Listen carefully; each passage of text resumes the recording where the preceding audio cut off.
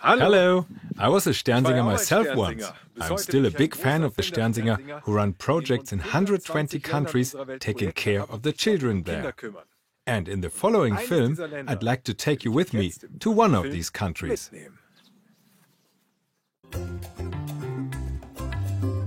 I can see Africa beneath me. I'm incredibly fascinated by Africa. All its unique animals, its vast and wild landscapes, and especially its people, of course. I'm traveling to Kenya for you, to the Turkana region to be precise, in the remote north of Kenya. I've never landed in such a hot and dry place in all my life. Both people and their livestock suffer from heat and drought. There's hardly anything to eat for the animals, and the people are thirsty and hungry. Hello, it's me, Willi. This is Concepta. Hello. Concepta is digging for water. The shortage of drinkable water is a big problem, but the people here in northern Kenya have to face a lot of other problems too. The climate is changing, and now there's hardly any rain at all in the Turkana region anymore. Every day, more than 1 million people struggle to survive here. And this is what I will see on my trip. I will learn how hard it is when you have to carry every drop of water home from many kilometers away. I will go out in a boat with a fisherman who catches less and less fish. And on the border between Kenya and Ethiopia, I will learn about the war for pasture and water, the single most important resource on our planet. Unfortunately, this rare freshwater gushing from its well is too far away for Concepta to reach it. Camels and goats nearly dying of thirst can quench it here. And there's clean drinking water, particularly for the people. Hello. Hello. I didn't know that there are nice wells like this one around here. Yes, we've had this one for 3 years already. I'm Willi. What's your name? I'm Awed. Awed. This is a great well you have here. There's water for the people to drink and even for the animals. Yes, up here's the water for us people to drink, then for the animals, and finally the vegetable garden is watered. A clean separation. All the water the goats and other animals behind the fence don't drink flows on into a greenhouse where the Turkana are learning to grow vegetables. Hopefully, they can harvest them soon, despite the drought. This is the only well for miles around. These camels had to walk more than 40 kilometers to finally reach water. Will you carry this by yourself? No, not if you help me. Me? Sure, I will help you. Wait, so you take the small one? I'll carry the big one. Carrying water is usually the task of the eldest daughter in the family, even if she's only 10 years old like Awed. I admire Awed and pity her at the same time. In our country, it would be illegal to make a 10-year-old carry out such a difficult chore. In the baking hot sun, it is 50 degrees centigrade, unbearably hot. Half an hour later, we finally reach Awed's home. The family's land is fenced in by brushwood and twigs. On it, there are several huts and places for shade.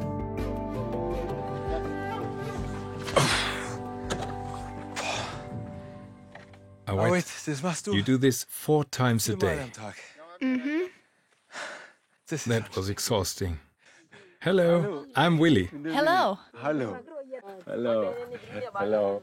Hello. Who's who? Can you explain for me? This is my mother and a few of my brothers and sisters. And this is my aunt and 2 more brothers over there. Hello, I'm Willi. And where's your dad? He's sitting over there. Ah, let's go say hello. Hello, I'm Willi. Hello, my name is Emuria. Emuria. Hey, your daughter is very strong. Right, she does a great job. With us Turkana, it's the women's and girls' task to get water. Awed also takes care of her brothers and sisters and helps her mother. And what do your men do? What's your job? Well, we take care of the livestock. We mind our goats. I see. These are your goats. Can we have a look? Awed's family owns 27 goats. That's not very many, because for the Turkana, goats are the main source for food. Can you find enough food for your goats here? No, only along the bottom of the mountains, where there's still a little bit of green. Good thing you have this well now where we got the water. How long have you been dependent on the water that's being pumped up there? And how long has it been since it rained? For a few years, it's been drier than ever before. Good thing the well is so close. Others have to walk days to get water for themselves and their animals. Some walk 40 kilometers or more. Emuria explains that the Turkana don't just eat their goats' meat and drink their milk. They also drink their blood. It's part of their tradition and vital for their nutrition too. Thank you. Bye. Goats are the boys' and men's job. The women and the girls do the housework. Now Awet is going to show me what her home looks like. So this could be called your room. Right, and this is where I sleep. Can I try it? Sure. Now let me give it a try. When I think about my bed at home now, this is quite different. Awet's camel skin is rather hard to sleep on. Even if this doesn't look like a children's room in my world, no posters on the wall, no clocks or anything, I bet you have a great starry sky above you at night, since there are never any clouds. Tell me, Awet, do snakes ever come here at night, and are you afraid of that? Yes, snakes come here every night, but they aren't very poisonous. What size are these snakes? This long. And they come here like this, and you're not afraid at all. Oh, I am, but when I call my mother, she takes them out. When I get up in the morning, I first brush my teeth in the bathroom. Where do you brush your teeth? We don't have a bathroom. I brush my teeth right here where we're sitting. What? Right here? Ah, with that little stick. Mm-hmm. Take one too. Sure, I have to try that. Brushing your teeth, without water of course, works just as well. If you want to, I can also show you how I dye my hair. Really? Would you? Sure, come on. Awet dyes her hair almost every morning. The small red pebbles are ground to a fine dust, add a little water or oil, and then she rubs the dye into her hair. I've got to admit, it suits you very well, but I'm not going to try it. I have a question for your mother. Is she over there? You want to come along? Awet's mother is very friendly. Lots of handshakes are typical for the Turkana. Your husband just told me that you need the goats for food, but what does an actual meal look like for you? We only rarely eat the goats, maybe once a month. We usually gather wild corn or fruit, but now it is so dry around here that we can't find anything anymore. But that's exactly the reason why I'm here, because I'm making this film for the Sternsinger. The Sternsinger collect money for you to support you. What was it like when you were Awet's age? Has it always been that dry? No. A few years ago, we still had something like a rainy season here. But now it is drier than ever before. We have been waiting for rain for almost 2 years. It should have rained 3 months ago. The ground has become so dry. If it rained now, the water couldn't even seep away into the ground. It would just run off. It's a good thing that the well was donated. Do you have an explanation for this changing climate? I don't know. I don't know. But it can't go on like this. Awet, thank you for having me here. I wish that you will not give up hope and that the rain will eventually come, okay? All the best to you. Bye. Bye.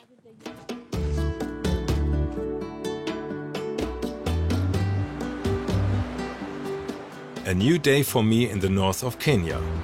I got up extra early to go out onto Lake Turkana with the fishermen. Lake Turkana is the largest desert lake in the world. Unfortunately, though, its water is salty and not drinkable. The fisherman's name is Simon. Avelino and Pablo, his sons, are coming with us. This lake is gigantic. Right, Lake Turkana is the biggest lake around, but it's getting smaller. And why is the lake shrinking? Yeah, there's not enough rain. There's not enough rainwater to maintain it. Do you know why that is? Why it hardly rains and the climate is changing? I don't know really, because there's a change in the climatic conditions. It used to rain regularly around here, but not anymore. And that's why it's somehow shrinking so rapidly. Oh, I could name a few reasons, but they all have more to do with our world. Where I come from, there are factories. There are large ships on the oceans. There are many cars, airplanes, so many things that could cause the climate change. But here on Lake Turkana, there's none of that. On Lake Turkana, on the other hand, the consequences of climate change can be felt very drastically. What looks like a beach was covered by water only a few years ago, and boats could float here. Since there hasn't been any rain for a few years now, no water runs into the lake. It gets smaller and smaller while the desert expands.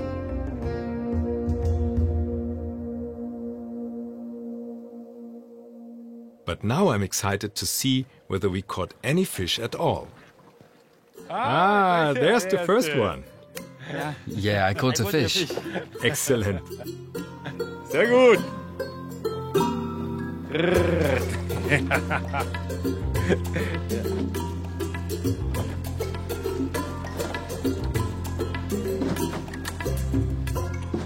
Are you satisfied with your catch? Is it enough or has it changed too, like the climate? Yeah, I'm getting less fish. But before, I'm getting less fish than before when my father was still here. My father caught a lot because the lake was big enough. There was enough water from the rain, from rivers. Now there's no rain, and for that reason the lake is shrinking. Now the lake is trying to diminish. As the water disappears, it gets saltier and saltier, until the water is too salty for the fish to live in. If the lake gets any saltier, there won't be any fish left in it. The fish will not work properly. All right. Okay, boys, this is the last fish. Okay. All right. That's not really very much, is it? We are walking across what used to be the bottom of the lake with our fish. Fisherman Simon and his family live a long way from the shore.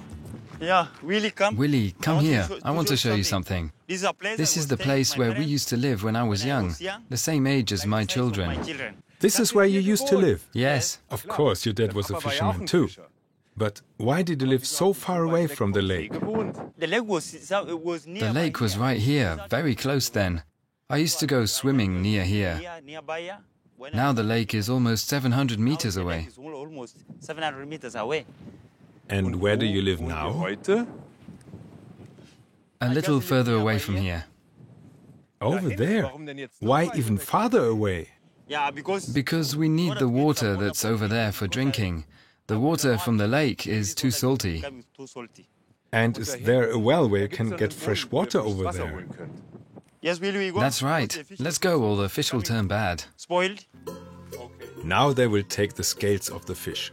With typical round Turkana knives, the fish are gutted and cleaned. Avelino's and Pablo's father taught them how to do it. The fish are cleaned and salted and then dried in the sun. By preserving them with salt and sun, the fish stays edible for a long time. What does your future hold? Will you be able to continue your work as a fisherman? And what about your sons? We can't depend on the lake anymore. In the future, the lake is going to dry up. It dries up little by little, and when they grow up, there will be no more lake. So that's why I decided to send them to school, so they can learn and get better jobs. Simon, all the best to you and most of all to your children and your whole family. Thank you. Thanks for visiting me. Because of climate change, not just Simon and his children, but all of the Turkana have been forced to abandon their traditional way of life. Now the people who are traditionally shepherds must quickly learn new ways to get food. That's the only way for them to survive. The Sternsinger support them with donations, which also help to build this school, where Pablo and Avelino learn important basic skills for work and a life with opportunities. No matter how hot it is, they always have to go to school here.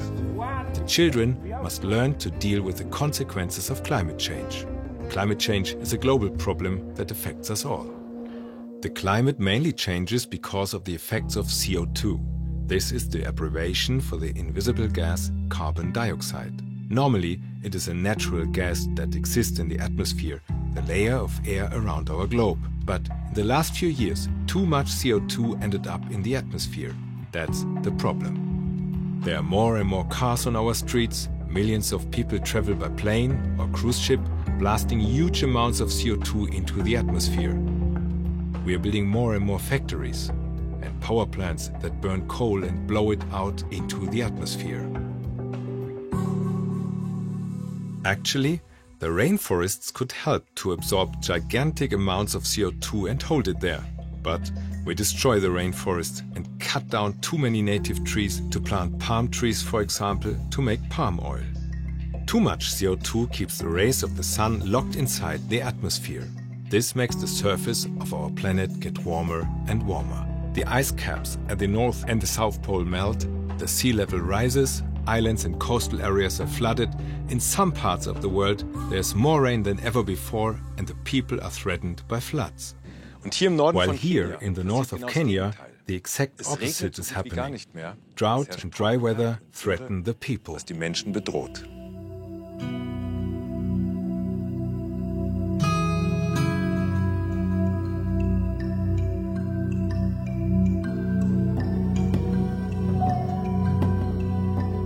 When will the next rains come? Nobody knows. But the people want to be prepared and use machinery to catch every drop that falls from the sky.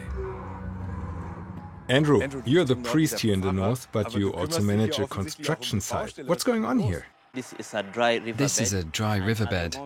Right now, one of the machines is stuck.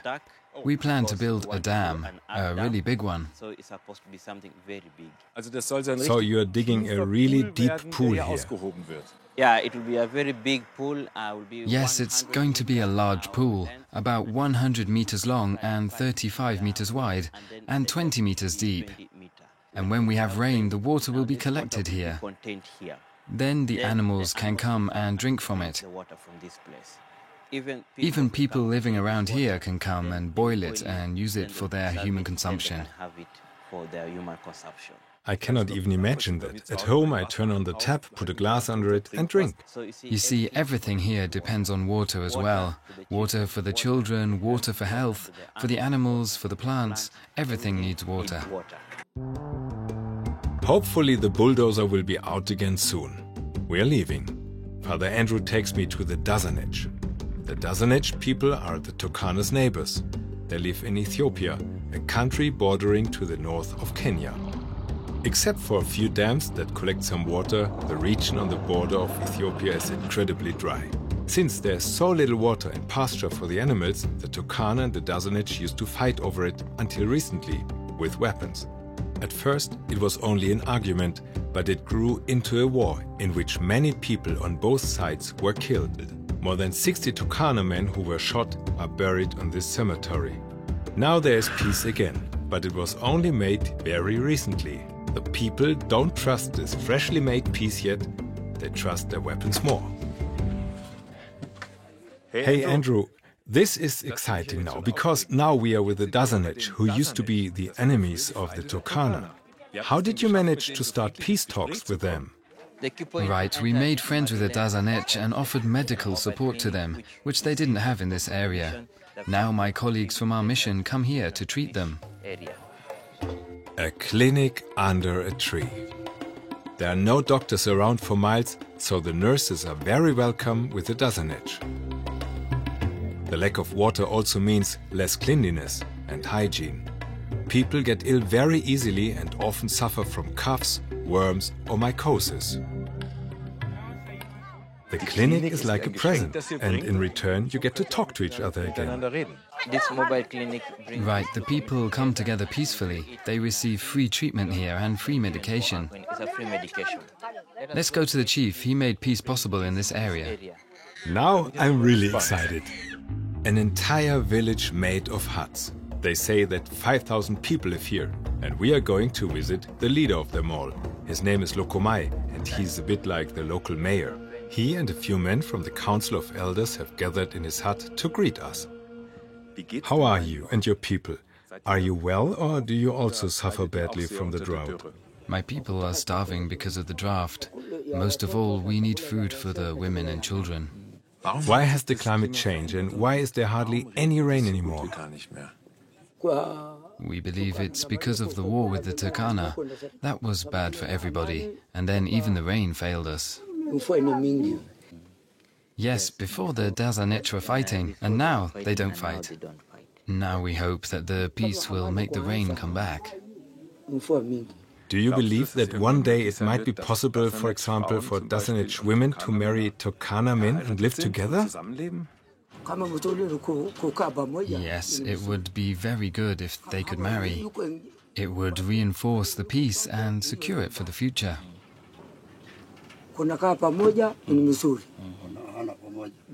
I see that you are a real chief of peace, and I wish you lots of success in it.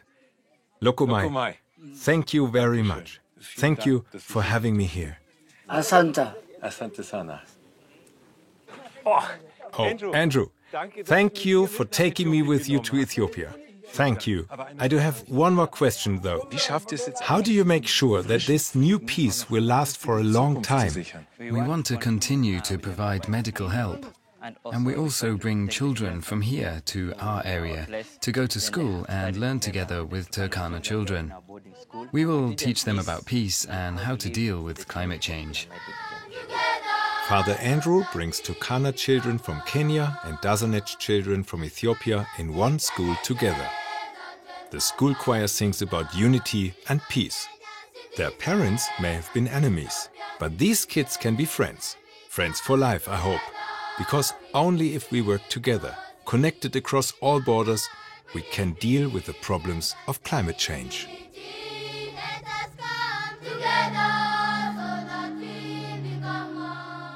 Here in Kenya, I learned about the frightening power of climate change. The climate is much stronger than we humans are.